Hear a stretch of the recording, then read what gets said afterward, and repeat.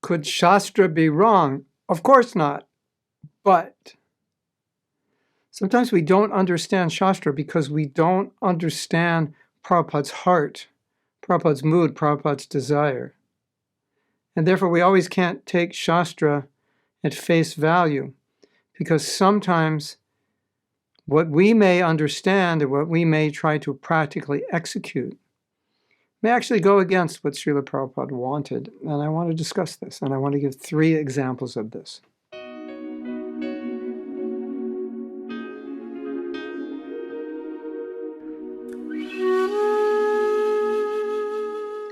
I'm beginning to give 3 examples. One is solely based on Shastra. One is trying to practically apply Prabhupada's instructions. And one is trying to apply common sense to what Prabhupada has taught us.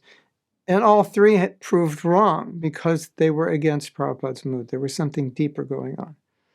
So the first one is based on a story where Mahaprabhu heard a lady chanting the holy name. And it was so beautiful. He lost his mind and he began running towards that sound to embrace that devotee, forgetting that it was a woman. And obviously, as a sannyasi, that's a no-no. It's a no-no for all of us, but especially for a sannyasi. So his servant, Govinda, stopped him and said, no, that's a woman chanting. And he said, oh, you've saved me. And there Prabhupada explains that for those in the renounced order, it's a kind of subtle fall down to relish the singing, the beautiful singing of a female. And Prabhupada said that female vocalists are very popular because their voices are very beautiful, so he warned against it. When I first became a devotee, I moved into the temple in 1970, and January of 1970, and every day before class, we would recite Govindamari Prusham Tamaham Bhajami.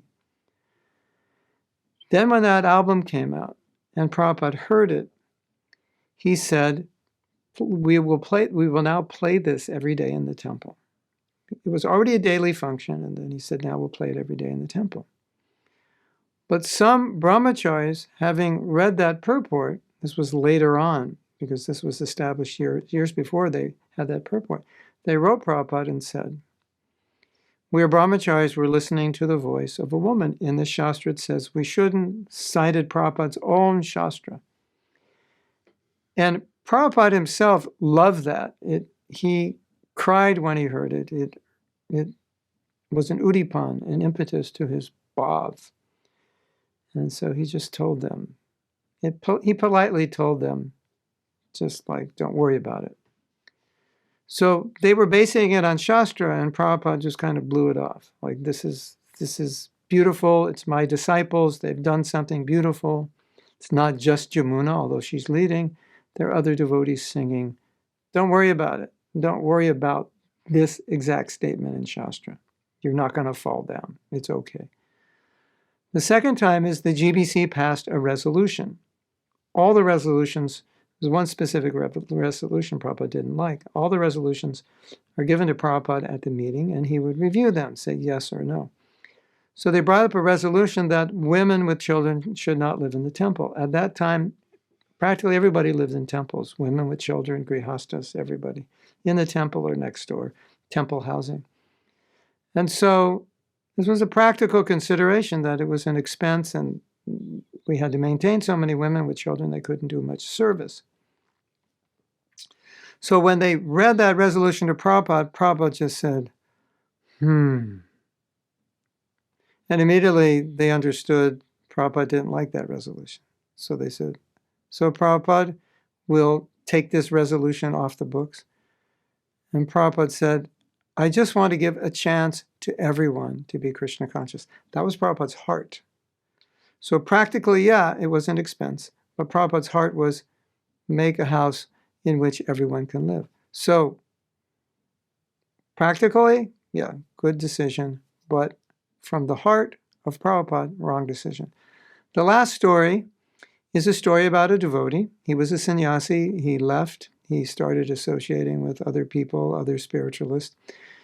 And Prabhupada asked one of his disciples, please bring him back. And so this disciple would go meet him and see him progressively going further away from Krishna consciousness. Finally, he was associating with some yogi who this disciple of Prabhupada that was trying to help this devotee did not appreciate. He thought this yogi was bogus. And he went back to Prabhupada and he said, so-and-so has gone too far. Now he's with this yogi.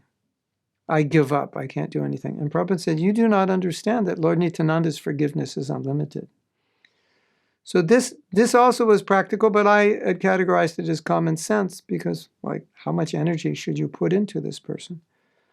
But Prabhupada wanted that person saved, and Prabhupada was willing to forgive him unlimitedly to bring him back. So again, misunderstanding what is in Prabhupada's heart. So when we're understanding scripture, we also need to understand the heart of Srila Prabhupada, because sometimes we're just looking at things philosophically or practically, divorced of the heart of Prabhupada. And we have to ask ourselves, although it says this in Shastra and this seems clear, is there something in Prabhupada's heart that I'm not understanding that might change the conclusion?